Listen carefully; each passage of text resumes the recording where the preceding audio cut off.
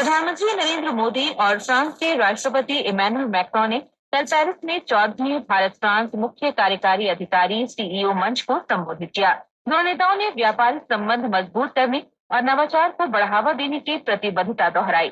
इस दौरान दोनों देशों के उद्योग जगत के शीर्ष प्रतिनिधियों ने एक साथ आकर रक्षा, एरोस्पेस, आर्टिफिशियल इंटेलिजेंस, इंफ्रास्ट्रक्चर और सतत विकास के क्षेत्रों पर ध्यान केंद्रित किया। प्रधानमंत्री नरेंद्र मोदी पेरिस में उच्च स्तरीय कार्यक्रमों के बाद फ्रांस के राष्ट्रपति इमैनुअल मैक्रों के साथ मार्से पहुंच गए हैं। भारतीय समुदाय ने प्रधानमंत्री के आगमन पर गर्मजोशी के साथ स्वागत किया। प्रधानमंत्री मोदी और राष्ट्रपति मैक्रों आज प्रमुख कार्यक्रमों में भाग ले रहे हैं। दोनों नेता संयुक्त रूप से मार्से में भारत के पहले नए वाणिज्य दूतावास का उद्घाटन करेंगे। यह न केवल दक्षिणी फ्रांस में भारतीय समुदाय के लिए कॉन्सुलर सेवाएं बढ़ाएगा, बल्कि भारत मध्य पूर्व यूरोप आर्थिक गलियारे में भी महत्वपूर्ण भूमिका निभाएगा। मोदी और मैक्रों अंतर्राष्ट्रीय थर्मोन्यूक्लियर एक्सपेरिमेंटल रिएक्टर का भी दौरा करेंगे। दोनों नेता मजार गुएस युद्ध स्मारक में प्रथम और द्वितीय विश्व युद्ध में प्राणों की आहुति देने वाले भारतीय सैनिकों को श्रद्धांजलि देंगे। प्रधानमंत्री नरेंद्र मोदी फ्रांस यात्रा संपन्न करने के बाद राष्ट्रपति डोनाल्ड ट्रंप के निमंत्रण पर अमेरिका की 2 दिन की यात्रा के लिए आज रवाना होंगे। केंद्रीय गृह मंत्री अमित शाह ने खुफिया जानकारी के लिए प्रौद्योगिकी के महत्व पर बल दिया है। गृह मंत्री ने नई दिल्ली में कल जम्मू कश्मीर में सुरक्षा व्यवस्था की समीक्षा के लिए उच्च स्तरीय बैठकों की अध्यक्षता की। उन्होंने सभी सुरक्षा एजेंसियों को सतर्क रहने और जम्मू कश्मीर में आतंकवाद समाप्त करने के लिए सहयोग जारी रखने का निर्देश दिया। एक रिपोर्ट।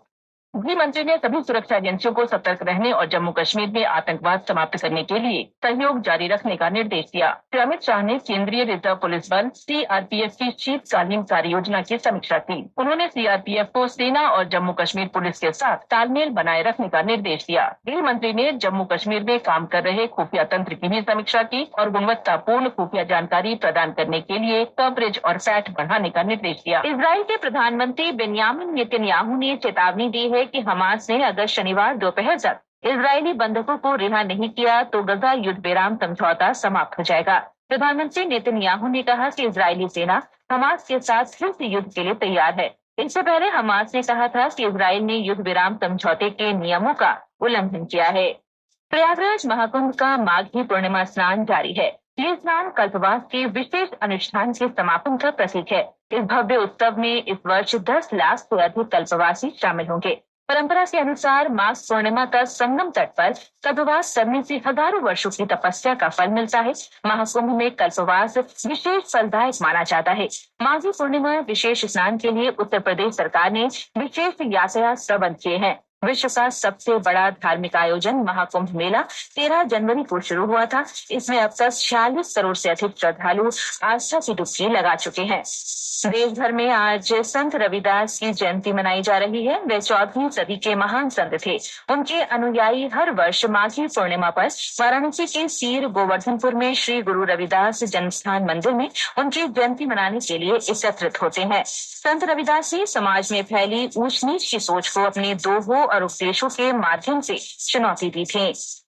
पुणे में गुइलेन बेरी सिंड्रोम जीबीएस के संदिग्ध और संक्रमित रोगियों की संख्या 197 हो गई है।